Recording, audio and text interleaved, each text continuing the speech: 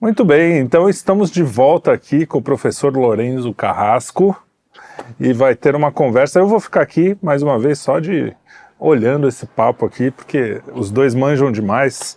Então estamos com Lorenzo Carrasco e Arthur Machado para uma conversa sobre muitas coisas, né? Vamos falar de, sei lá, do que vamos falar? Podem começar já, vamos falar de Venezuela, vamos falar popurrí, de... Popurrí, exatamente. Popurrí estratégico de atualidade. E aí, o que vocês têm a dizer sobre esses assuntos? Eu queria começar fazendo uma pergunta para o nosso professor, porque é meu professor. Ele fica bravo quando chama de professor, né? Ele fala, não, Arthur, não. Mas é para mim o professor, meu professor. A gente chama de professor também, é verdade. Nem claro, é professor. Uma pergunta que é o seguinte. O Biden, já lançou, né, um programa que era que ele chamou de Inflation Reduction Act, Acto para a Redução da Inflação, belíssimo nome, né? E que prometeu consumir 400 bilhões de dólares. Só que quando você vai ver o que é na prática, são 300 bilhões para energias renováveis, carros elétricos, esse tipo de coisa, e o resto para manufatura. A minha pergunta é para você o seguinte: Hamilton, né? Alexander Hamilton, está voltando? Está voltando, pero no con la política de Biden, ¿no? En realidad, el artículo que se publicó ahora para agosto-septiembre de la Foreign Affairs, ¿no? Que es el Council of Foreign Relations, ¿no? Que es la institución, podemos decir, de la élite intelectual angloamericana, ¿no? Viendo el tema de regresar con Hamilton, es porque el sistema económico de los Estados Unidos está fracasando frente, ¿no?, a la aplicación del método hamiltoniano por China, ¿no?, y por las naciones y algunas naciones asiáticas, porque a China está siguiendo internamente infraestructura, investimentos en energía nuclear, etcétera, etcétera. Y aquí es importante porque a China montó un showroom de alternativas, pero porque Occidente se está suicidando con las tecnologías alternativas. Entonces dice, bueno, si Occidente se quiere, nos vamos a mostrar, vamos a hacer un showroom de tecnologías alternativas, ¿no? Y nos vamos a abastecer todo el mundo de células fotoeléctricas y usinas eólicas, ¿no? Porque no hay forma de competir. Entonces, en realidad, el programa de Biden va a terminaría ayudando a la industria y los empleos de la China, ¿no? Entonces, la política de tecnologías alternativas solo se sustenta en base a subsidios. Y eso es lo que ha pasado en Brasil también. Es decir, toda la idea de tecnología, de eólicas, de solares, ahora andan con esta locura de eólicas offshore, ¿no?, que Petrobras entre a financiar, etc. Lo que tienes es 40 billones de subsidios para tecnologías alternativas por año. ¿Qué es lo que está aconteciendo? ¿Quién está pagando ese subsidio? No es el gobierno, es la tarifa. Es decir, tienes energía barata con tarifas caras. Continúas teniendo la producción de energía más barata, pero las tarifas, la segunda mayor del planeta, por los subsidios para viabilizar la tecnología alternativa. Y tienes todavía el caso en el que como no hay planificación, es decir, la gente produce eólicas o solares de acuerdo al subsidio que va a conseguir. Y entonces es una política de lobbies, ¿no? Y a veces cuando hay excedente de esas tecnologías, tienes que apagar la tecnología barata de las térmicas o de las hidroeléctricas para que pueda entrar la tecnología alternativa subsidiada, que es mucho más costosa.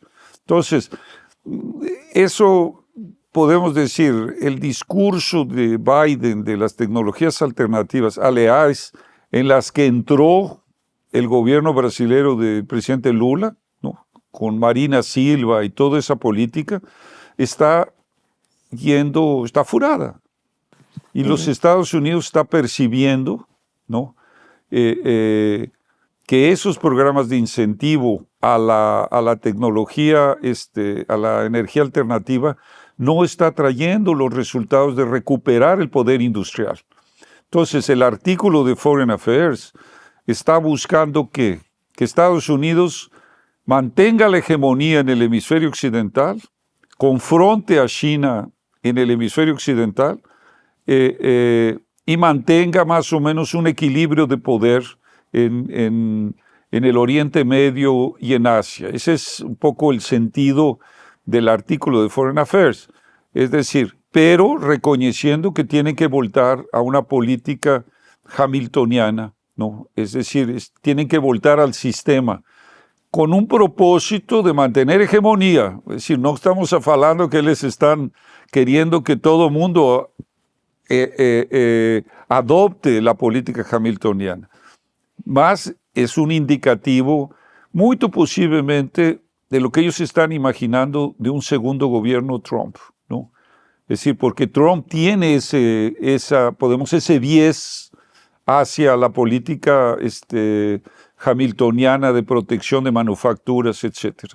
Entonces, eso es lo que yo creo que está aconteciendo. Es decir, es un anticipo de lo que ellos imaginan que va a tener que ser la política americana. Si no, a China va a pasar por mucho el desarrollo industrial de los Estados Unidos. Y eso es lo que están temiendo, básicamente. Ahora, no nos podemos beneficiar de eso en América Latina. Si los Estados Unidos quieren entrar para competir con la presencia chinesa en el comercio de América, de América Latina, de Iberoamérica, pues no tenemos que hacer lo que hizo Getúlio, jugar con los dos lados para poder arrancar alternativas o propuestas para el desarrollo industrial, de energía nuclear, de la política de chips, etc. ¿Sí? Entonces, yo creo que si hay una inteligencia en la diplomacia del continente, pero me imagino especialmente Brasil, podría ser muy útil para un proceso de reindustrialización. No esta brincadera de reindustrialización que no dio nada, porque comete el gobierno Lula el mismo error de lo que tú estás hablando del programa de Biden. Es el mismo error exactamente, invertir en tecnologías alternativas, energía verde, y decir que Brasil tiene el futuro porque puede invertir en tecnologías alternativas, cuando en realidad la matriz energética brasileña es 80% limpia. Sí, ya la transición ya aconteció aqui. Perfeito. Na verdade, pensando um pouco o que o senhor falou agora, pegando o gancho, professor, você está falando de investir, né, que eles querem fazer nessas transições energéticas 260 bi em uma indústria que é experimental ainda, né? Tem muita coisa que eles não sabem se funcionam, quer dizer, a chance disso ir para a China é enorme, porque eles dominam, acho que 11 dos principais setores, dos principais setores, dos 20 principais setores da indústria dita verde, a China domina 11, quer dizer, é um número grande. E não é, eu vejo, só um complemento, eu tenho estudado, não sei se o senhor também olhou esses países, mas eu tenho estudado muito a Coreia do Sul e Taiwan, porque eles utilizaram esse modelo de um certo protecionismo. Eu não diria que exatamente a política do Hamilton, mas talvez o Hamilton com lista ali da criação de que soberania significa forças produtivas, né? Então você ter produção em casa. E eles transformaram as economias, tanto da Coreia do Sul e em Taiwan, de economias de baixa renda para alta renda num período de 30 anos, como se estivesse fazendo uma gestão de capital, né, de risco, mas muito bem montado. E aí a minha pergunta é que ela começa agora fazendo um gancho, é que existe essa volta do Hamilton, obviamente existe a volta da industrialização, mas o Brasil, a pergunta é se o Brasil, como o Brasil vai se posicionar ou pode se posicionar, principalmente por um motivo. A visão dos Estados Unidos, eu queria essa também é uma ponderação, a pergunta, a visão dos Estados Unidos é continuar olhando a América Latina como seu jardim. Recentemente, a chefe militar, né, nos Estados Unidos, que cuida da América Latina, disse que a América Latina precisava de um novo plano Marshall. Ou seja, no caso de uma reindustrialização americana, como é que o senhor vê ou pensa o que pode ocorrer do Brasil, ou pelo menos qual é a visão que, né, os americanos, nessa volta do Hamilton, digamos assim, né, para o setor econômico, podem ou vão ver o Brasil? Mira, primero, la cuestión de cómo el sistema americano ha influenciado. Primero fue la Revolución Meiji, en el final del siglo XIX. Ellos adoptaron sistema americano. Esa cuestión de proteger sectores, desenvolver, investir, tal y tal. A China aprendió de la Revolución Meiji. A China aprendió de Corea del Sur, aprendió de Singapur, que fue la aplicación del sistema americano, ¿no? Mientras los Estados Unidos abandonaban el sistema americano, estos adoptaron eso, no solamente Hamilton, es Henry Carey, que es quizá el más importante, que fue asesor del presidente Lincoln en la marcha hacia el oeste, es decir, todo el desenvolvimiento, no solamente Henry Carey, Henry Clay, Matthews Carey, etcétera, que fueron los que crearon ese milagro industrial de los Estados Unidos, enfrentando al libre comercio inglés, ¿no? Eso fue. A China adoptó eso y está desenvolviendo internamente todos esos sectores industriales que tú estás hablando. Mas está, por ejemplo, con los planes, como tú dices, 11 sectores de las tecnologías alternativas, la parte solar, la parte eólica, etcétera, etcétera. Pero no hay que esquecer que a China inaugura cada semana 2 termoeléctricas y que tiene 20 plantas nucleares en construcción, ¿no? Entonces, internamente ellos tienen una política hamiltoniana, es decir, del sistema americano, proteccionismo. Y para afuera tienen un sistema libre comercio. Ellos hacen su showroom, decir, mira, nosotros estamos invirtiendo en solar tal, porque ellos van a inundar de eólicas y de solares el mundo entero. Obviamente que ya la gente percibió, el propio Estados Unidos está dando, y el mundo entero se está dando cuenta que eso no va a funcionar, es decir, todo el investimento está cayendo. A China combina 3 cosas. El sistema americano, imitado de la reforma Meiji, el sistema meritocrático de un mandarinato, porque no es el Partido Comunista, eso es la estructura de una dinastía de mandarinato bajo una dinastía Xi. Y tercero, gran parte del asunto de la Inglaterra victoriana de libre comercio, porque hoy los mayores defensores de la globalización y el libre comercio es a China, porque ellos necesitan en toda su planificación inundar con sus productos. Entonces, Brasil anda pensando en eso y dice que va a generar empleo. No va a ser generar empleo en Brasil, vas a generar empleo en la China. Bueno, dejando eso en paz, los Estados Unidos evidentemente percibieron ya que no hay forma de que les van a enfrentar esa emergencia económica de China en los mercados internacionales, etcétera, si no voltan al sistema hamiltoniano. Ahora, lo que Laura Richardson, que es la generala del Comando Sur, que vino y que ha insistido que no puede dejar que América Latina sea entregue los recursos naturales y minerales, etcétera. Ella es explícita, ¿no?, en relación a los recursos naturales que a China pueda dominar, ¿no?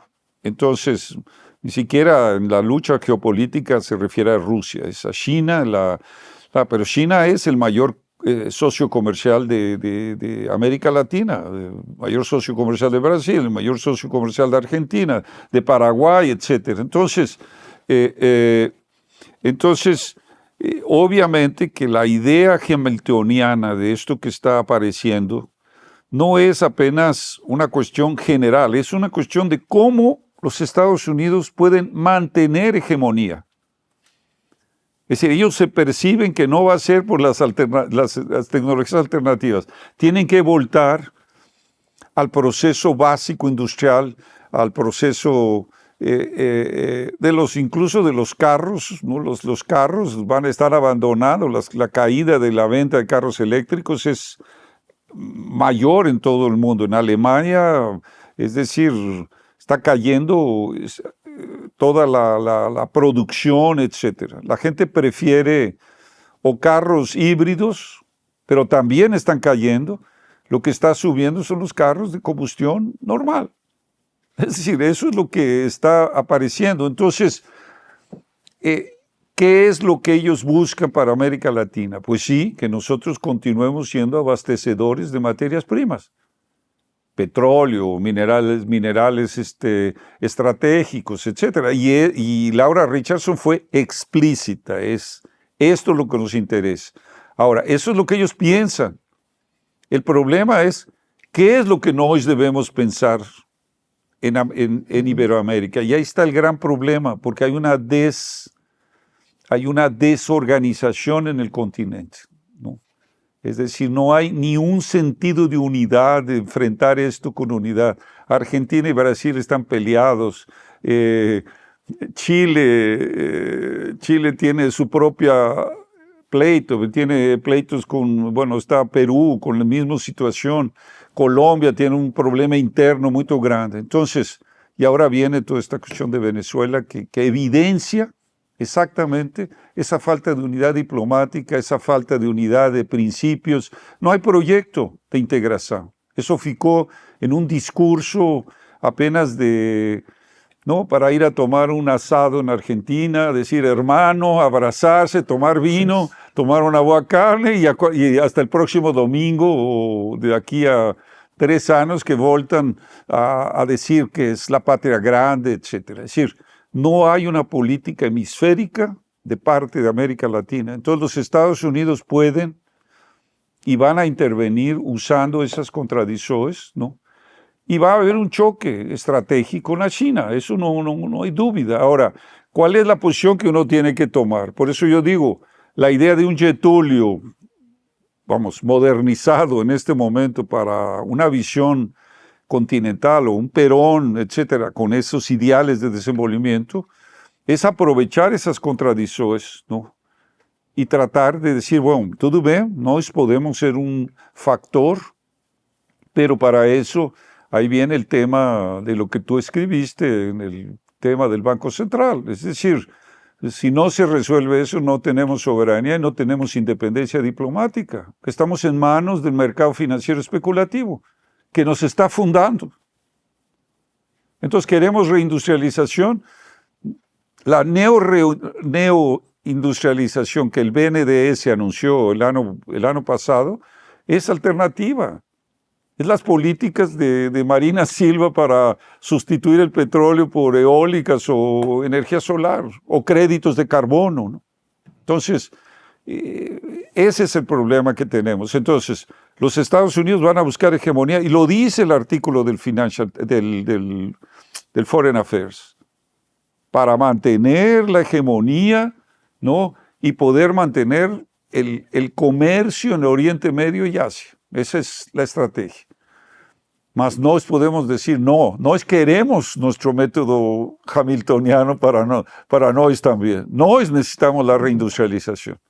Pero eso tenemos que armar la casa en relación al Banco Central y toda esta política que tiene 30 años, más de 30 años, afundando el país para ser productor de materias primas, ¿no? Dejar de industrializar. Sí. Y lo ve uno en la ciudad de Sao Paulo. El desempleo, el asunto de todo el deterioro urbano es el resultado de la desindustrialização do país, que estava centrado em São Paulo, né? Professor, eu tive recentemente em Dubai e conversei com muita gente e a minha leitura, inclusive eu falei isso com o Triares, que foi no último Quinto Elemento que nós fizemos. Eu comentei que o problema é que a gente acredita que está lutando, né, quando hoje está falando ou da multipolaridade ou da concorrência entre países, que a gente está numa briga contra os antigos burocratas russos, né, da União Soviética, que eram cleptocratas e alcoólatras e alguns ineficientes, enquanto, na verdade, a minha percepção dessa ida a Dubai foi que a gente está, de fato, enfrentando, no caso, por exemplo, da China, uma elite mandarim, como o senhor disse, extremamente preparada, né, com todo o seu histórico de império, né, da China, antes do Partido Comunista assumir, mas também que se preparou muito nas melhores universidades do mundo. E que realmente essa elite é uma elite muito mais ativa do que a nossa, que é praticamente zero. Assim como os Emirados, eu tive a oportunidade de conhecer alguns Emiratos, eles estão extremamente preparados, estudaram nas melhores universidades do mundo. Então houve essa formação de elite e eles estão, de fato, planejando a sua, de alguma maneira, né, o seu modelo econômico para competir nesse mundo. Eu tinha esquecido o nome da Laura, da general, né, da Laura Richardson. Mas foi exatamente ela que disse do Plano Marshall, e logo depois a Janet Yellen veio ao Brasil e fez esse acordo de cooperação, que na verdade é dívida, né? É uma dívida que eles criaram para o Brasil de quase 100 bi para proteção climática, né? Então, a gente está vendo essa história se repetir no novo consenso de Washington, exatamente do que o senhor falou, do Brasil como um país que vai ser fornecedor de matéria-prima para os interesses, aí sim, dos modelos econômicos lá de fora. Mas eu queria entrar num tema que o senhor, já que o senhor abriu a porta, eu vou passar o carro, que é o Banco Central, principalmente o Banco Central do Brasil, porque a percepção que existe hoje não é só uma concorrência de modelos econômicos, são de duas elites, uma elite financista, rentista, né, que implementou no mundo um novo tecno-feudalismo e que tem sido globalista e que quer fazer esse feudalismo. E do outro, os antigos donos dos meios de produção tentando se reindustrializar, tentando ter de fato aquilo que a gente conheceu da economia antes do rentismo, antes do feudalismo, do novo feudalismo, do neofeudalismo, que é o domínio dos meios de produção. Mas aí entra um fator importante. Na medida que começou a acontecer isso, houve esse movimento que é basicamente violento em vários países do mundo, de tornar o Banco Central independente. O senhor acha que essa é uma reação do rentismo, até pela característica do Fed de ser um banco central privado, ninguém sabe, mas o Fed é uma instituição privada. Desde 1913, o Congresso americano, numa discussão, aliás, histórica muito interessante, que dizem que foi inconstitucional e fraudulenta, mas óbvio, né, em 1913, mas ele abriu mão do poder de emitir de fato moeda, e quem faz isso é o Fed. Quer dizer, o Fed tem um monopólio legal do dinheiro nos Estados Unidos. E não é auditado, não tem balanço e é um clube privado. E é o que querem fazer aqui no Brasil, né? O Banco Central independente começou assim, começa a ser assim. O senhor vê esse movimento dos bancos centrais, no sentido de se tornar independente, como uma reação do rentismo a esse modelo de reindustrialização? Mira, bom, primeira questão, quando hablas de la Federal Reserve, es decir, tú estás hablando no de un movimiento legítimo, económico, financiero. Estás hablando de gángsters, ¿no?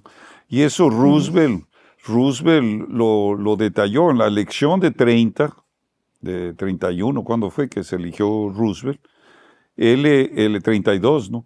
Él hizo la campaña contra los banksters, él llamó banksters, ¿no? Bancos, gángsters, banksters, ¿no? Y en realidad es criminal. Ahora hubo haciendo un paréntesis, ahora que murió Delfín Neto, ¿no? Antonio Delfín Neto, hubo retransmitieron una entrevista que le dio al Roda Viva, de la TV Cultura, ¿no? Y él le fala eso, dice, de toda la política del inicio del século XX, ¿no? Hasta la crisis de 29, fue el dominio de exactamente esos grupos, ¿no? Porque el FED es el 14 y quiebra la economía en el 29. Es decir, no dura 15 años sin que esa política de gangsterismo bancario lleve y truene la economía mundial, ¿no? Ahí da la posibilidad de que Roosevelt llegue, ataca eso, regula el sistema, la reglamentación que Roosevelt hace del sistema y que él puede hacer en función de la guerra, es decir, de la crisis y de la guerra, porque si no, no lo hubieran dejado. Aliás, lo quisieron matar antes de asumir la presidencia, ese deporte americano de matar presidentes, ¿no? Y él básicamente impone todo lo que llamas el sistema Roosevelt, la era Roosevelt, ¿no? Que él había estudiado el sistema americano. Él tiene la poliomielitis y cuando está en comparecencia, que fue dramática para él estudia la historia americana. Por eso es que él va a apelar al sistema americano. Y sistema de crédito, emisión de crédito de Roosevelt, es una emisión fuera de la Reserva Federal, es decir, para el desenvolvimiento de infraestructura, el TVA, es decir, la Tennessee Valley Authority, ¿no? Que fue todo el desarrollo de todo ese sistema del río Tennessee, de la región Tennessee, que era totalmente abandonada, llena de enfermedades endémicas, etc. Y ese sistema se va a prolongar después de la guerra, ¿no? De una manera o de otra, hasta el presidente Kennedy. Porque Kennedy es asesinado por dos razones. El acercamiento después de la crisis de misiles con Khrushchev, ¿no? En querer decir, ¿saben qué? Hay que acabar con esta brincadera de Guerra Fría, tal. Él quiere hacer eso. Ofrece incluso un programa espacial en conjunto, cosa que Nikita Khrushchev resiste en un principio. Después se convence que Kennedy está siendo honesto en eso. Y bueno, Kennedy es así, y la posibilidad de acabar con la Guerra Fría acaba. Y ahí reemerge, ¿qué es lo que empieza a reemerger? El complejo industrial militar vinculado a la cuestión del sistema financiero previo a la crisis del 30. Empieza a ser desmontada la era Roosevelt. Se vuelve lo que ya falamos, vuelves al problema de desreglamentar el sistema, de acabar el sistema de Bretton Woods, ¿no? En 71. Todo eso decorre del asesinato de Kennedy para la fecha. Eso es el punto de inflexión. Y el otro aspecto es porque Kennedy quería emitir también crédito del Estado siguiendo la tradición de Roosevelt. Y ahí dijeron, no, esto no. Vamos a restablecer el gangsterismo bancario. Se llama desreglamentación. Y le vamos a dar a los especuladores nuevamente el poder que tiene la Reserva Federal desde 1914. Y eso es lo que ocurre.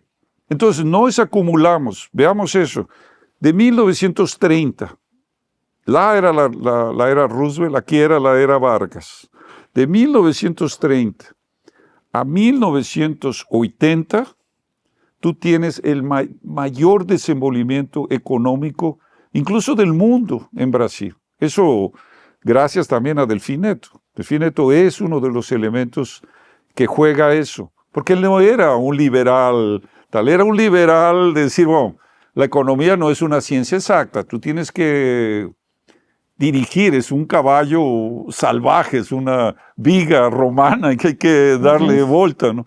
Entonces, él sabía eso.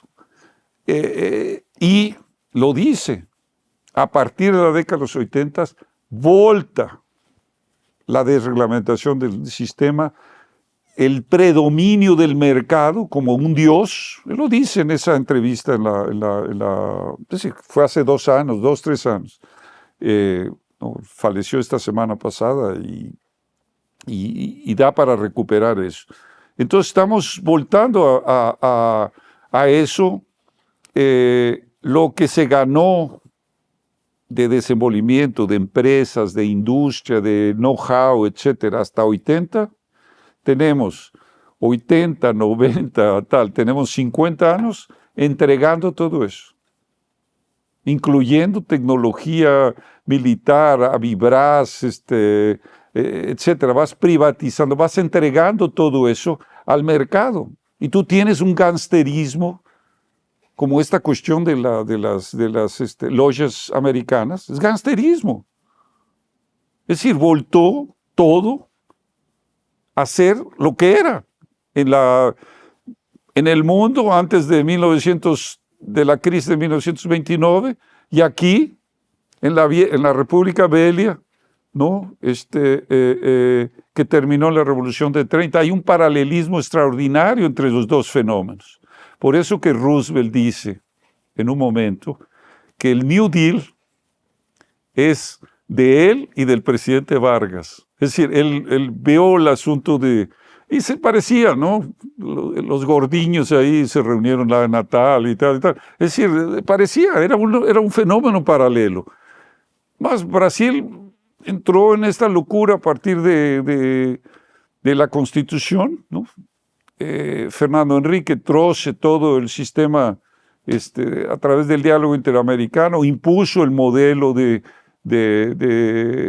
pushar para hacia una banca central, no se podía, hasta hoy reciente que se está consolidando esta de la banca independiente, más esa moda va a quebrar exactamente porque está quebrando ese modelo en Europa y está quebrando ese modelo en los Estados Unidos. Si ellos mantienen a China y a Rusia, que no están en esa política, van a superar con creces el poder adquisitivo y los mercados de tecnología que China está conquistando y que Rusia puede venir a conquistar também.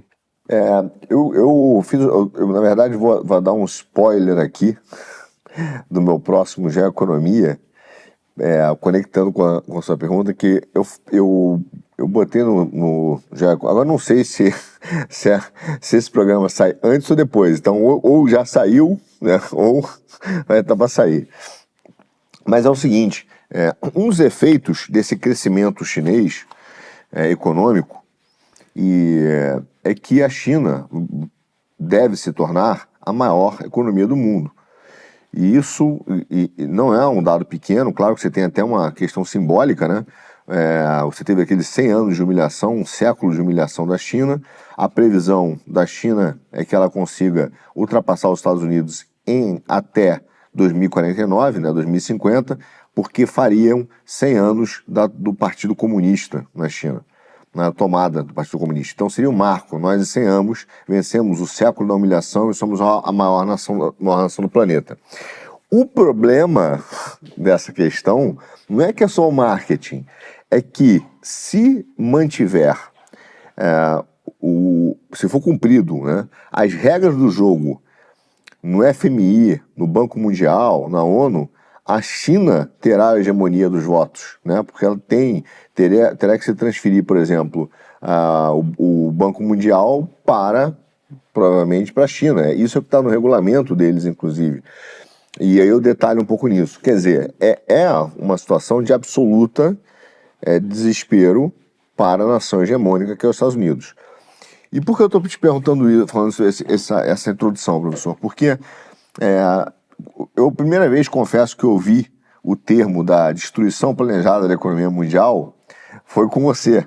E aí você disse, olha, o Volcker, ele escreveu isso, ele falou isso. E sem duvidar, eu usei, mas outro dia, pesquisando a vida do Volcker, eu achei o discurso em que ele fala isso numa universidade em 1978, em que ele fala que eles optaram pela desintegração planejada da economia mundial para preservar os Estados Unidos, né? E aí a minha pergunta começa a ganhar um pouco mais de forma, que é pelo seguinte: no modelo de reindustrialização, de competição, duas coisas vão acontecer. O Trump já disse também, ele vai para uma guerra tarifária. Não que ele queira, mas ele será obrigado porque ele fala que a China e outros países que são exportadores têm essa capacidade de exportar porque tem uma moeda, como ele fala, fraudulentamente, né, desvalorizada em relação ao dólar. Então eles conseguem vender muito. Então ele fala, olha, eu vou ajustar essa diferença do câmbio, eu vou ajustar na marra, eu vou ajustar na tarifa, impondo uma tarifa à China e uma tarifa também ao Japão. Então, isso também bateria na porta de aliados do Trump. Me parece que é um caminho sem volta nisso. Só que, aí vem a minha pergunta. Do mesmo jeito que o Volcker olhou e falou assim, olha, para salvar aqui a minha turma, eu vou fazer um choque mundial, eu vou desintegrar de forma planejada a economia mundial, eu vou apertar essa bomba de neutro econômica. Você acha que eles hoje podem novamente apertar a bomba de neutro de uma guerra cambial que seria basicamente bastante dura para a Ásia, como foi em 97, e que pode afetar o Brasil com os mesmos problemas que nós tivemos em 80, em função da desintegração planejada da economia mundial? No, yo creo que esa política de desintegración está llegando al fin, ya logró la destrucción que quería. Es decir, Brasil fue parte de la desintegración controlada, es decir, simplemente fue minguando, no, y eso fue deliberado, la subida de la crisis de la deuda, pero eso no quiero tocar eso. Es decir, el problema es lo siguiente, no hay camino otro que regresar al proteccionismo económico. Es decir, los Estados Unidos no van a entrar a importar carros eléctricos, que a China estaba muy expertamente con la cuestión de nearshoring, ¿no? Es decir, llevando la industria a México o acercando la industria a Centroamérica para invadir de carros eléctricos los Estados Unidos. Y Trump ya dijo, ni un carro chinés eléctrico va a entrar en los Estados Unidos pronto. Es decir, y no hay otro camino. ¿Cómo recuperas, por ejemplo, Alemania, Francia, Italia, etcétera, etcétera? Van a tener que voltar a un proteccionismo abierto, no simulado, porque toda esta cuestión de legislación ambiental, eso, es decir, es una manera de proteccionismo, ¿no? Entonces, yo creo que no va a ser en la marra, va a ser en lo Trump, ¿me entiendes? Porque él es peor que la marra, ¿me entiendes? Es decir, va a entrar y va a decir no, y no deja de tener razón. Yo creo que el artículo del Foreign Affairs tiene que ver, ¿no?, un poco con lo que va a venir en los Estados Unidos, con el propósito que se expresa en lo de Laura Richardson, decir, no, vamos a hacer esto, pero tenemos América Latina como nuestra reserva de materias primas y estratégicas. Ahí viene una cuestión que dejamos en la parte anterior de lo que tú ves de la élite chinesa, de la élite que viste en Singapur o que ves ahí en Dubái. Es decir, es una élite, la más, porque es el sistema meritocrático. No llega allá encima si no tienes competencia. La China tiene eso, ¿no? Es un sistema asiático de decir, vienen los mejores. Y dentro de los mejores también hay limpieza, ¿no? Porque algunos se corrompe, ¡pum! Fusilamiento, suicidio, lo que sea. Es decir, muy la cuestión, y eso está pasando. Es decir, hay una pirámide de meritocrática. Eso además es muy chinés desde las dinastías anteriores, siempre había eso. Corea fue el sistema americano. Corea preparó una élite. Japón preparó una élite. Aquella mafia de Tokio, de la Universidad de Tokio, que tocaba todo el tema industrial. Es decir, los caras estaban ahí. Toda la élite industrial salió de la mafia de Tokio. ¿Qué pasa con nosotros?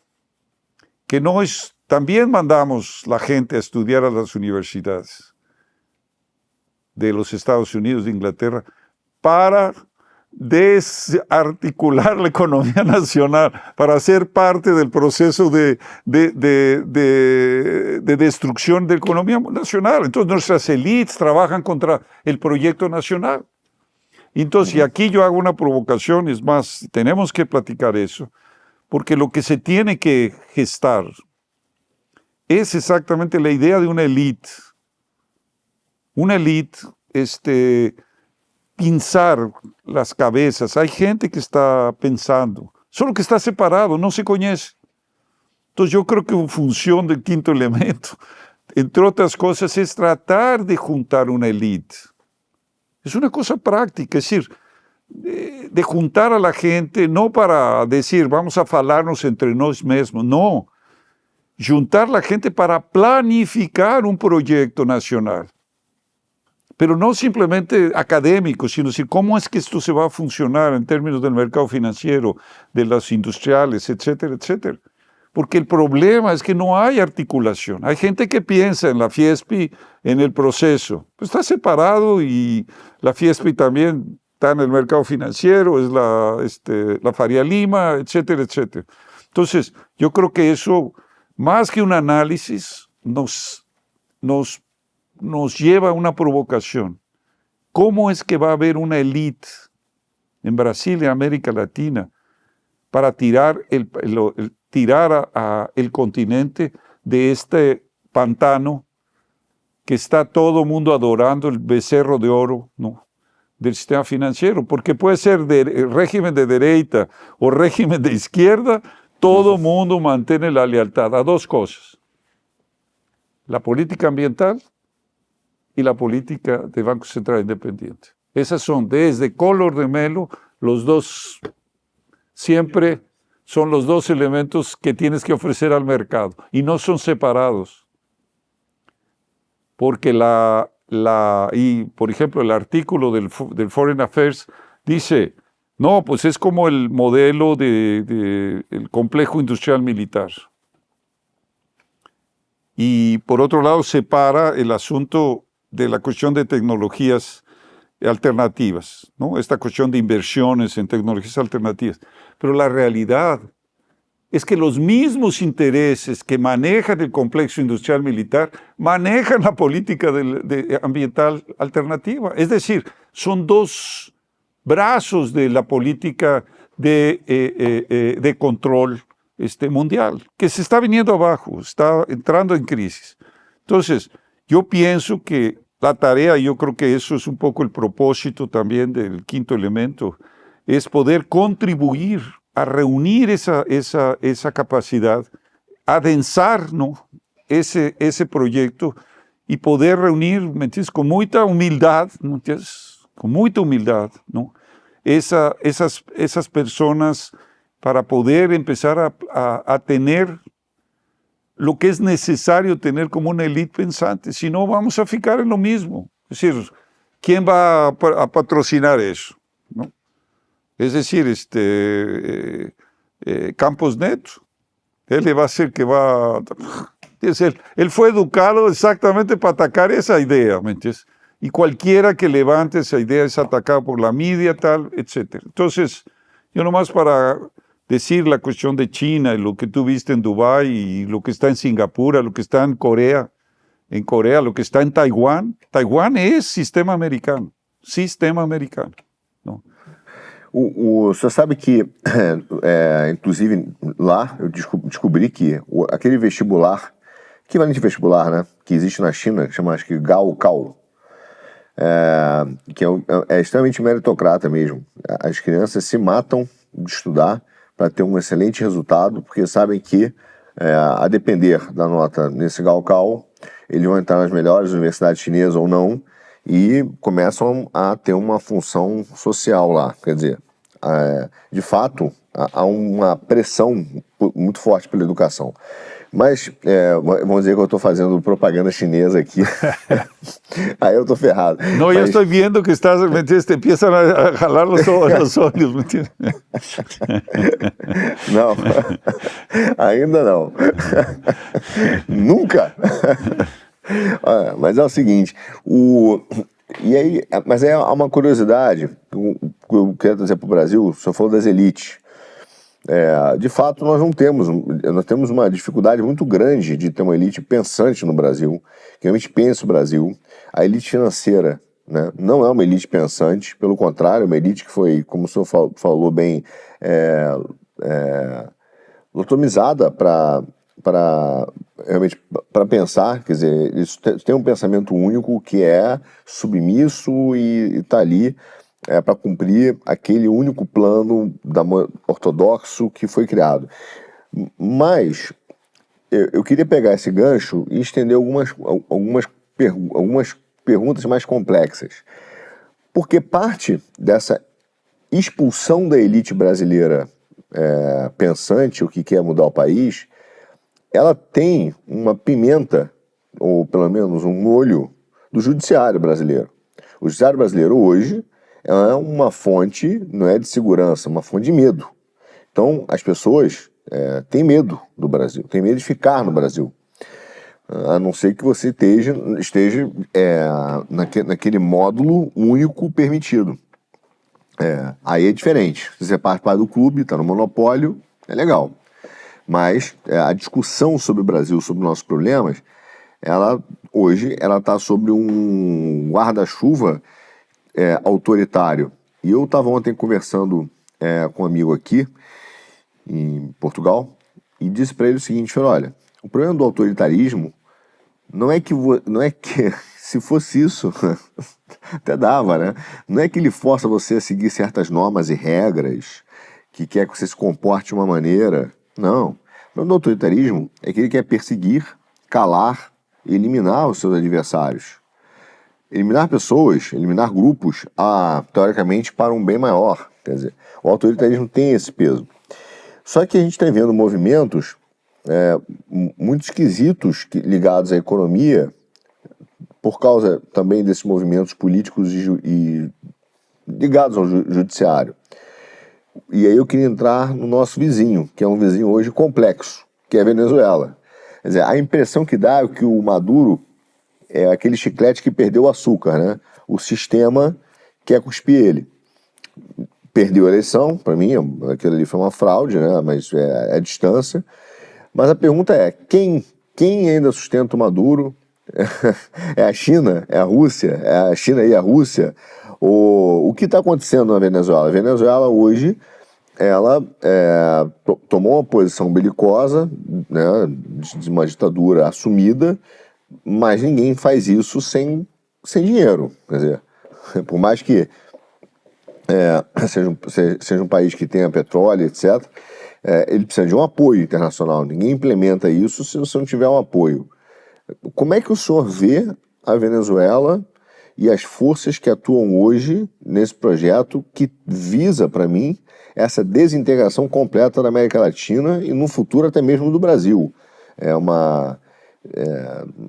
Não gosto não me leve a mal o termo, mas uma mexicanização da Amazônia, como aconteceu quando o México, né, perdeu para os Estados Unidos a sua Amazônia, lá que foi o Texas, que foi o petróleo, etc. Eso es un peligro. Mira, el problema es lo siguiente, ¿no? ¿Cómo llegamos a esta situación? ¿No? Porque el teniente coronel Hugo Chávez tenía cierta legitimidad porque el sistema de representación venezolano era verdaderamente muy injusto, ¿no? Entonces tú tenías una élite, yo moré 75 y después en 84 estuve unos meses, y sí, nunca me fue muy bien, porque era situaciones de cambio, etcétera. Después puedo conversar eso. Mas era una élite que hacía el supermercado en Miami y una clase de los ranchos, ¿no? Los cerros, los morros, ¿no?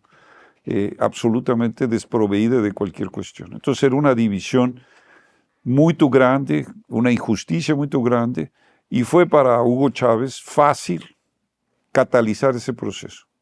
Entonces él llega en una, revolución, hace un intento de golpe de Estado, fica preso, tal y tal, y él sale de la prisión para ganar la elección, y ganó feo, ganó con el voto. Entonces él no era un hombre de izquierda, él era un militar, yo diría más en el centro, más en el conservadurismo. Mas él al llegar, ¿no? Ahí va a consolidar, es decir, él tiene el petróleo muy en bajo, él maneja todo el asunto que el petróleo, es decir, el petróleo llega a $120 el barril hace 15 años, ¿no? Cuando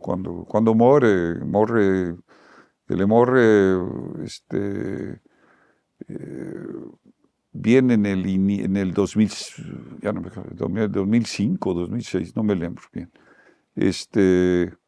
No muere después, muere en el 2010, 2011, ¿no? Por ahí, final de la década, de la primera década.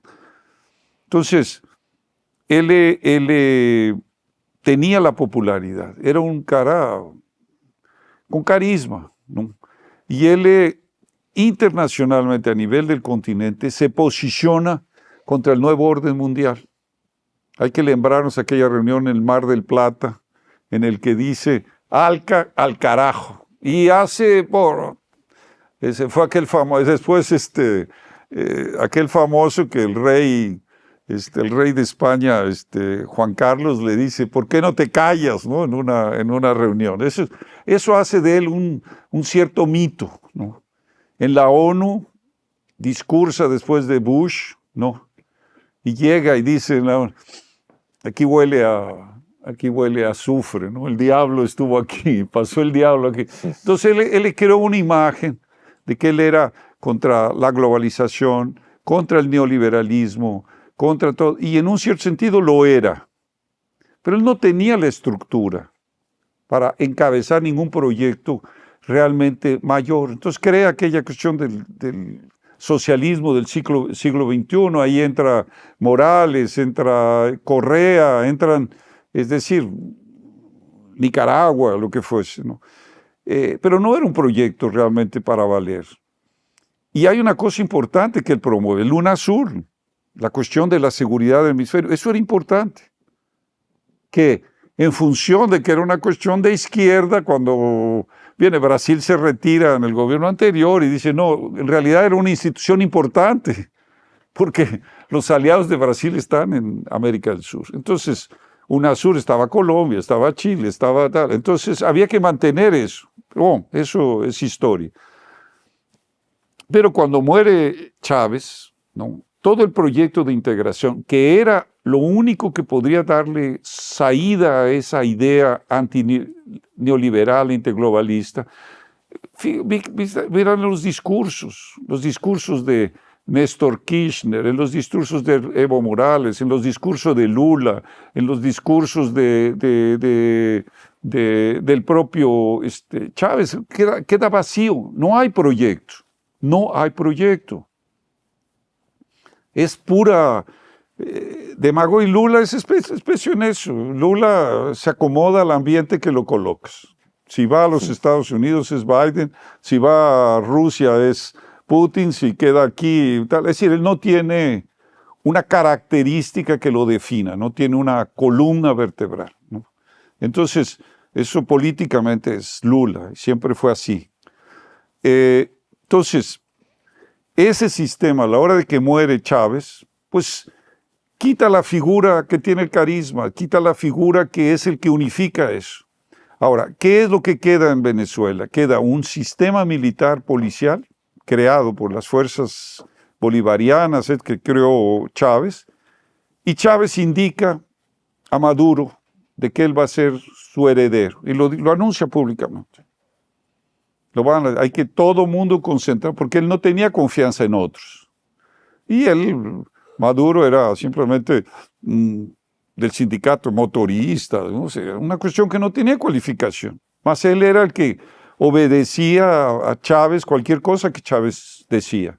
Entonces, cuando Maduro llega y se elige, porque es una elección, como alguien dijo, vi ahí un comentarista de un jornalista venezolano que está viviendo en República Dominicana, y dice, la elección de Maduro fue la elección de Chávez como el Miocid, ¿no? En la última batalla, salió en el caballo montado, ¿no? Ya había muerto, pero él ganó la batalla porque la gente pensaba en él.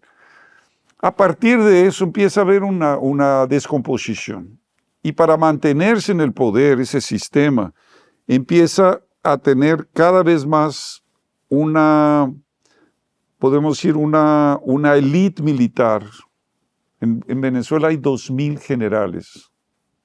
2.000 generales. Es decir, es obvio, compra de lealtad, hacer negocios, están en puestos de empresas, de economía, tal y tal. No tiene que ver estrictamente con el asunto militar.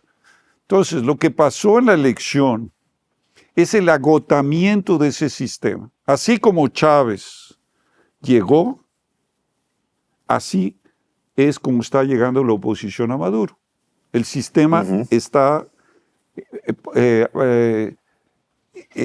totalmente anquilosado. Entonces, ¿en dónde se protege Maduro? Yo soy la multipolaridad. Yo soy aliado de China y de Rusia. Yo soy la resistencia al imperio americano en el hemisferio occidental, en América Latina. ¿No? Entonces, y yo en función de eso, no voy a respetar el sistema democrático. En realidad el cambio de régimen, la mudanza de régimen, la está provocando él. Yo ya no acepto la cuestión. Ahora venía una noticia hoy que Daniel me dio, ¿no? Que el Consejo, no sé, el Consejo Electoral o la Corte, tal, dice, ratificamos la victoria de Maduro y prohibimos la publicación de las actas. No, culminado el fraude, es decir, un fraude mayor, porque no fue pequeño el fraude es muy grande, y la movilización que está dirigiendo María Corina es también enorme. El sábado movilizaron 300 ciudades en el mundo entero. Eso no es una revolución colorida, tal. Claro que las redes sociales ayudan, pero es un poco el fenómeno que aquí vimos con Bolsonaro, etcétera, ¿no? Entonces es una respuesta al sistema. Ahora, aquí viene dos cosas importantes. Que los Estados Unidos quieren apoderarse del petróleo venezolano, evidentemente. Entonces, aquí el problema es lo siguiente, y por otro lado, la diplomacia latinoamericana es absolutamente falla. No pueden hacer nada frente a una cuestión que es un fraude total. Entonces van a tener que decir, bueno, no reconocemos. ¿A dónde va esto? No sé. Ahora, lo que cabería realmente en un escenario muy bon, ideal, a lo mejor utópico, es que sectores de las Fuerzas Armadas negociaran la transición condicionando a la permanencia de la soberanía sobre el petróleo y los recursos naturales, minerales, etcétera, especialmente en Amazonia. Esos dos puntos. Negociar la transición, pero no soltar el asunto que los Estados Unidos quieren, ¿no? Que es el petróleo y los recursos del Amazonas. Entonces, ahora eso quiere decir, si hay una fuerza inteligente en las Fuerzas Armadas, que diga, mira, Maduro, se te acabó el tiempo. Porque como hay una casta, imagínate 2.000 generales, Brasil no tiene 350, no sé. 2.000 quiere decir compra de lealtad en la cúpula militar, policial, etc. Entonces, ahí es donde viene el problema que yo coloco, es decir, el chavismo murió, porque la gente que bajó de las clases populares era la gente de Chávez, era la gente del sistema, y bajó contra el sistema. Entonces hay un cambio en la cuestión, ¿no? Ahora, yo no sé, María Corina, si tiene intereses vinculados a las compañías petroleras, tal, porque hay muchas versiones de eso. Yo he visto simplemente que ella tiene una posición muy inteligente en todo esto, muy corajosa, porque no es alguien que mandaron y que está protegido, tipo Guaidó. Es algo diferente a Guaidó. Entonces, es una líder, ¿no? Ahora, ¿hasta dónde esa crisis va a llegar? Porque si Maduro se fecha, él va a decir, bueno, de aquí a octubre discutimos el gran proyecto de la revolución bolivariana dentro de la revolución bolivariana. Gran desarrollo de todos los sectores del país. ¿Por qué octubre? Porque es la fecha de la reunión de los BRICS. Entonces, él le quiere llegar y decir, quien me apoya es China y Rusia. Ahora, si eso acontecer, es un desprestigio de los BRICS porque va a cargar un régimen que no tiene soberanía popular, en absoluto. Entonces, es mal negocio porque Rusia tiene soberanía popular. Putin es el líder de Rusia. Xi es el río de China, ¿no? Es decir, en India también hay lideranza, es decir, hay soberanía popular. Y si China cambia si India cambia de gobierno, va a permanecer en los BRICS, ¿no? Entonces, él está respetando el juego democrático. Maduro no. Entonces, y al mismo tiempo, si las Fuerzas Armadas no se desvinculan de esta ruina política de Maduro, van a entrar juntos en un desprestigio popular. Eso es muy grave. Ahí entonces puede entrar la planadora de interés americano y decir, ok, hay que remover todo y tal. Ahora, gente que especula que puede haber hasta una intervención militar, eso es locura, eso es una especulación maluca, ¿no? Ahora, es historia. Es como si tú me preguntaras en 1987 o 86, ¿tú crees que va a caer el muro de Berlín? Y yo te dijera, va a caer o debe caer. Entonces alguien me iba a acusar, tú eres imperialista, estás contra el comunismo, estás contra el proletariado, tal y tal. No. ¿Fue revolución colorida la caída del muro de Berlín? ¿Fue revolución colorida? No. Fue un reclamo popular y vino del este para acá, no vino del oeste, vino gente que dijo ya. Entonces, o la disolución del imperio o de la Unión Soviética. Si yo te dijera con Gorbachev, decir, mira, la Unión Soviética se va a desintegrar y vas a tener a un Yeltsin, tú dices, estás tú contra el comunismo, estás tú al sistema imperialista americano, etcétera, etcétera. Entonces es lo mismo que está pasando ahorita con el tema de Chávez. Está protegido en el sentido de que él supuestamente es un antiimperialista, es un anti-yanqui, es un él es la multipolaridad. Y hay gente que piensa, yo vi ahí en los sectores, incluso puse en el Twitter la editorial de nuestro jornal que yo mandé, y están diciendo que ¿me entiendes? Es decir, que Maduro representa la multipolaridad en América Latina. Es decir, entonces es un desvarío.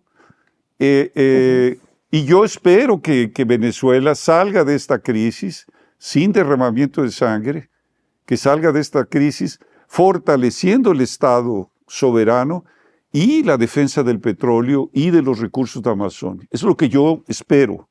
Ahora, que la gente no crea lo que estoy diciendo, porque piense que yo estoy jugando con el imperialismo americano en contra de los nacionalistas venezolanos, vamos, que piensen assim, que voy a hacer? Perfeito. Professor, para fechar nosso papo, que é sempre bom, eu tenho uma pergunta que tem me incomodado com alguns fatos. Porque, como o senhor falou, obviamente a Venezuela ela tem um aspecto muito importante hoje por causa do seu petróleo. O mês passado, eu não vi esse mês ainda, mas o mês passado os Estados Unidos eles bateram novamente o recorde de produção de petróleo. Quer dizer, há uma visível competição pelos setores energéticos no mundo. E, obviamente, isso está relacionado à tecnologia, né, AI, data centers, etc. Porque são grandes consumidores de energia. Mas, ao mesmo tempo, a gente vê um novo Roosevelt aí que paira no ar, que é esse Green Deal, né, que é o novo que é antigo Green New Deal. Green Deal. Que parece, New Green Deal, sim. New Green Deal. Parece uma economia planejada no mesmo modo, com o mesmo intervencionismo exagerado, aí sim exagerado, né, que foi feito pelo Roosevelt. Só que esse Green Deal, por outro lado, ele é de interesse da China. E aí tem nos últimos 3 anos, eu não sei se... 3 anos não, perdão, no ano passado, a Janet Yellen criou um grupo financeiro bilateral com a China. E eles se reuniram semana passada em Xangai. E esse grupo visa, segundo a Janet Yellen, ter uma linha direta com a China em caso, somente em caso, mas olha só, de vez em quando que isso pode acontecer, né? Demorar muito. Em caso de uma crise nos mercados financeiros que seja tão profunda que ele precisa de uma linha direta entre China e Estados Unidos para poder tomar decisões conjuntas. Dado esse contexto que eu acabei de perguntar, queria que o senhor falasse um pouco sobre essa visão, se não está sendo preparada uma crise tão substancial no sistema financeiro para fazer valer e implementar esse Green Deal, que seria a implementação de toda essa agenda ambientalista neomalthusiana. No, yo no creo. Yo creo que la crisis financiera se está evidenciando en la queda de ese New Deal, Green New Deal, ¿no? Es decir, la elección europea fue contra eso, ellos tuvieron que recuar, no terminaron porque la burocracia de Bruselas continúa con eso, pero fue un golpe. El Partido Verde perdió 1/3 de sus representantes en el Congreso, en el Parlamento Europeo. La elección de Francia es otro golpe. Independientemente de la maniobra que hizo Macron para evitar que Marine Le Pen llegara, ¿me entiendes? Es decir, es otro golpe a esa política. La situación en Holanda con el Partido Agrario, el asunto de lo que ya hablamos aquí, mexieron con las vacas cerradas en Holanda, que son las únicas vacas que tienen nacionalidad, son las holandesas, ¿no? Entonces, y hubo una reviravolta política. Holanda tiene ahora un partido de la agricultura que tiene una predominancia muy grande. Entonces hay una revuelta con eso. Si tú ves el abandono de los fondos ESG, Environmental Social Governance, que yo llamo esqueza sus ganancias. ESG. Porque el problema es, incluso Black Bloc simplemente redujo. El año pasado, principio de este año, una de las herederas, Rothschild, dijo, no, esto ya no vamos a ir en eso.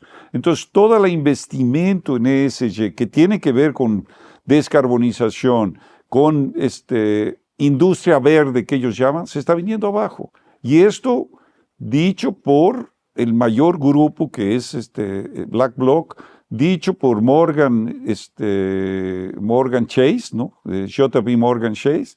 Es decir, aquel Street, ¿cómo se llama? El otro gran grupo los grandes grupos financieros están abandonando eso. Y están invirtiendo en dónde. Mira, el BlackBlock compró un mes y medio atrás, 2 meses atrás, yo estaba en Alemania cuando salió esa noticia, compró acciones de la Aramco, de la industria de Arabia Saudita. ¿Crees que son burros? Es decir, los investidores, porque BlackBlock no es dueño del dinero. Es decir, él tiene que responder a investidores que son muy agresivos, ¿no? Y que quieren retorno. Por eso es el abandono de esa política verde. Entonces eso tiene que ver con esto que estás diciendo del regreso a Hamilton, Alexander Hamilton. Tiene que ver, ¿no? con esa situación en la que se está abandonando esa agenda. Entonces, ellos están en un cierto sentido contornando la crisis financiera porque ellos imaginaban que securitizar la economía, es decir, usar la naturaleza como colateral para nuevos niveles de especulación, iba a permitir la sobrevivencia del sistema. La guerra de Ucrania provocó ya exactamente, es la principal causa de que se abandona la política ESG. Porque los precios de energía se cuadruplicaron en Alemania, de energía eléctrica. Eso está entrando en un proceso de colapso del gobierno de Olaf Scholz, ¿no? Y de todo el semáforo alemán, ¿no? Que era lo que yo pensé que se puede hacer un programa sobre toda esa cuestión de Alemania, que es muy importante para todo este tema que estamos hoy discutiendo. Sería muy importante poder entrar y hacer un levantamiento en Alemania. Pero eso hay que prepararlo con calma, pero eso sí es una cuestión que es un ejemplo que nos da una visión de qué es lo que está aconteciendo en la economía mundial. Entonces, yo veo dificultades en el sistema financiero porque no resultó exactamente el Green Deal. No les resultó. Aquí todavía se discute eso, ¿no? Ya ahorita ya hay una gritería sobre el tema de los subsidios a las eólicas y a las solares. Ya empieza a haber un movimiento que está protestando por la elevación de tarifas y se quiere elevar la tarifa eléctrica ainda más con subsidios para los offshores eólicos de la Petrobras y lo que sea. Eso ya está llegando en un límite. Marina Silva está condicionando su permanencia para la prohibición de la exploración en el margen ecuatorial, mientras Guyana está ganando ríos de dinero explorando el petróleo en esa región, y el asunto de que no permite el asfaltamiento de la rodovía 319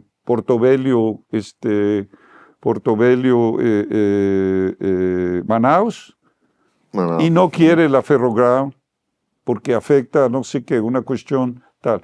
Entonces, ahora The Guardian sacó la siguiente cuestión, dijo que porque la hidrovía Paraná-Paraguay en la parte de Mato Grosso del Pantanal, él llama a esto el diluvio, no es el diluvio, sino que esto es la barca de Noé, que entonces si hay esa hidrovía se va a acabar las especies que existen así una cuestión de Guardian, que es el jornal que tiene toda esta cuestión verde en Alemania, ¿no? Entonces, entonces, ¿por qué se mantiene Marina Silva? Si ya esto va en contradicción, incluso Lula dice que va a entrar en la cuestión de la ruta y seda del corredor chino, que va a firmar acuerdos. Pero pregunta a Marina si se va a poder hacer un corredor bioceánico. y está ahí única y exclusivamente porque fue condición del regreso de Lula los acuerdos que tuvo en Europa y con Biden. Y pensando que la COP30 en Belén del próximo año le va a dar el estatus de gran estadista al presidente Lula. Por eso está Marina Silva. Ya no tiene ningún apelo, no tiene ningún apoyo interno, no tiene ningún apoyo en el Congreso, no representa absolutamente nada en el escenario político, más es la garantía para la visión política de Lula de que esto va a llegar a una 2030 maravillosa. Si gana Trump, la 2030 se desarma totalmente. Y aunque no gane Trump, estamos llegando en un momento en que hay un declinio del mercado ESG y del mercado de créditos de carbono. Entonces, eso es preanuncio de algo muy grande, como decía Hegel en la fenomenología del espíritu, ¿no? Estos son síntomas premonitorios de que algo otro se aproxima. ¿No? Pero bueno, esperamos. Ya, yo me siento mal porque no dejamos platicar a Felipe. Não. É um assunto muito... Eu prefiro ficar só ouvindo. Não, mas perdão que eu me extiendo muito com as coisas.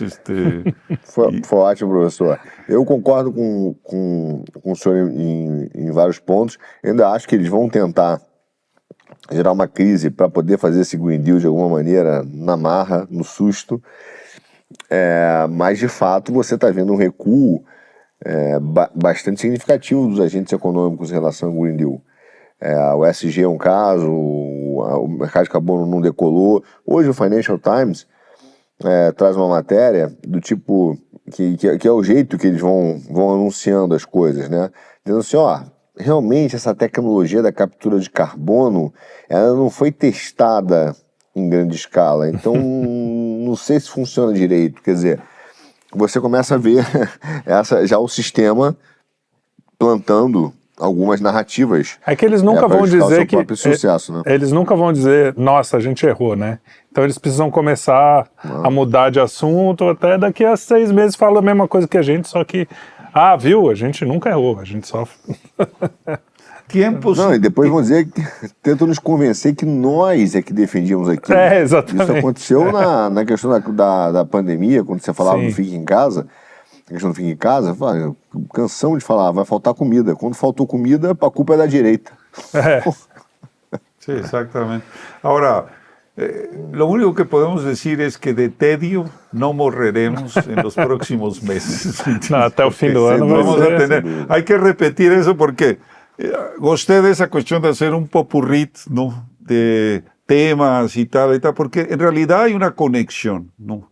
Es decir, no es un problema de que estemos conectando en la cabeza. El tema, por ejemplo, de Venezuela nos lleva al tema de la falta de una élite pensante en el continente, ¿no? Al punto de que parece Venezuela la que está correcta en el mundo multipolar. Y no hay una discusión aquí, ¿me entiendes? Hay una prueba de esta cuestión de la falta de una élite, pensante que vea las cosas, ¿no? Entonces no estemos esa tarefa modestamente lo que se puede hacer, pero yo creo que reunir personas y discutir este tema es una tarefa concreta que tenemos que pensar cómo llevar a cabo. É isso aí. Maravilha, professor. Muito bom estar com o senhor. Obrigado. Sempre bom estar com você. Trielli também, sempre uma alegria estar com você. Sempre bom, meu querido. E é isso. Obrigado aí ao pessoal do nosso Quinto Elemento. Muito bem. No, esperamos que la próxima sea ya en Portugal. Nos vamos todo el equipo de grabación, isso, ¿no? Vamos lá comer a Lisboa. Eu sou favorável a isso. Eu sou favorável. Eu também. Meu passaporte está em dia, tá? Só pra você exactamente. ¿No? Hay nada más a llevar sleeping bags ahí para estar en casa y, ¿me entiendes? Cualquier sacrificio para tomar un buen vino portugués y... Digo, bacalao, acho que se come mejor en Brasil que que em Lisboa, porque aqui realmente chega muito bom bacalhau. Boa. Eu vou contar uma coisa para vocês, eu vou contar duas, na verdade. A primeira é o seguinte, minha família veio do norte do Brasil, né, de Belém do Pará, então eu estou acostumado com isso. Podem trazer o saco de dormir, porque família do norte, eles avisam que estão chegando quando eles estão a 5 minutos do táxi para sua casa, né? Aí eu tô chegando, aí você fala quando? Daqui a 5 minutos. É mais ou menos assim. Então podem vir com o saco de dormir. Mas você sabe que aqui em Portugal, em Lisboa especificamente, tem uma coisa que me lembra e que eu amo, que é a coisa que eu mais gosto de fazer. Se eu contar o que eu mais gosto de comer, ninguém vai acreditar. Mas é verdade. E eu tava falando isso anteontem, não para minha mulher, quase isso, quase. É o seguinte, aqui tem a famosa tosta, né, de queijo e presunto, que é o misto quente, nosso velho misto quente. E o misto quente, Trelli, que eu gosto de comer numa tosta, me lembra exatamente como a minha avó, que era portuguesa, fazia. Então, tinha aquele negócio de misto quente antigo, né, que era de ferro, acho que de ferro, né? Sim. Que aí você juntava assim embaixo, virava. Depois isso, não sei por que acabou, virou tudo... Aquele assim que era exatamente, não? Muito Exatamente. bom, aquele era muito bom. Passava uma manteiguinha, era o melhor. E aí, a tosta, eu acho que o próximo quinto elemento, o próximo Já Economia eu vou fazer da tosta, para mostrar para vocês. Porque a tosta, ela é dura, a torradinha, o queijo é derretido, mas não fica molenga. É algo que é espetacular. É o que eu mais gosto de comer. Isso aí. É o famoso misto quente. Muito bom. Bem. Então, até a próxima, né? Nos vemos por aí. Até a próxima. Ótimo. Acho que de aqui a 3 semanas já vamos a ter outra coleção. Mira todo o que está passando em 2 meses que não falamos. Não, mas tem acontecido coisa a questão de horas. A gente vai gravar um vídeo aqui de manhã à noite já acabou. O assunto já é outro, já tá assim. Então, pessoal, não esqueçam de assinar o nosso canal, de comentar, de compartilhar, de dar like e também de assistir aos nossos vídeos. Nas quartas-feiras tem um vídeo sobre um assunto aleatório, não é um especial. Todos os dias tem um programa diferente, né? Tem Filosofia e Cultura, tem o Cine Quinto, tem o Notícias de Quinta. Na quarta-feira é sempre um assunto diferente que a gente vai abordar com um pouco mais de profundidade. Não esqueçam de assistir nosso canal, nossa programação está cada vez mais maravilhosa, não é mesmo? E eu espero que vocês tenham gostado e nos vemos nos próximos programas.